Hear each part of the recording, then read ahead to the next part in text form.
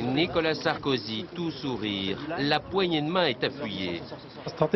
À l'issue de l'entretien avec le président Sarkozy, je peux vous confirmer que la France a reconnu le Conseil national de transition comme étant le représentant légitime du peuple libyen. Une reconnaissance officielle de la France à une révolution en marche, rien que ça. Les Libyens qui n'en demandaient pas tant sont abasourdis, tout comme les Européens, les Américains et même le Quai d'Orsay, qui n'ont pas été consultés. C'est clair qu'il court-circuite en effet la grosse machine diplomatique française. Et je pense qu'en effet, il doit se dire que dans une affaire comme celle-là, où le secret est essentiel, où tout se jouera dans l'effet de surprise, qu'il faut mettre le moins de monde possible dans la boucle. Nicolas Sarkozy ne croit pas à la diplomatie feutrée.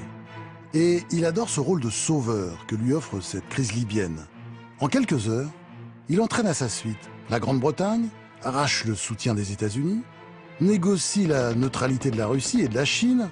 En moins d'une semaine, il obtient du Conseil de sécurité de l'ONU l'autorisation d'utiliser la force contre Kadhafi. Et le 19 mars 2011, il réunit à Paris un sommet international pour définir les modalités de l'intervention militaire en Libye.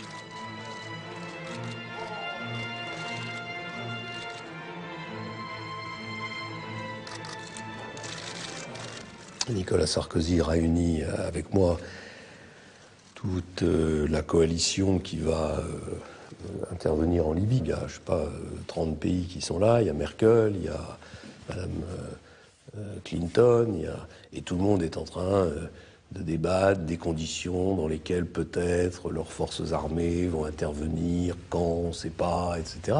Et il y a deux personnes dans la salle qui savent quelque chose que les autres ne savent pas, c'est Nicolas Sarkozy et moi. On sait quoi? On sait que les avions français sont déjà partis. Mais on ne le dit pas. Fallait de l'estomac pour ne pas dire à l'ensemble des chefs de gouvernement qui étaient là qu'en réalité, on leur demandait leur avis, mais que l'opération était commencée. 11 h ce matin, les premiers avions Rafale décollent, direction la Libye. En tout, une vingtaine d'aéronefs sont engagés. Il y a quelques instants, le ministère de la Défense a confirmé l'engagement de Paris. C'est le coup d'envoi de l'opération militaire décidée par l'ONU et la France est en première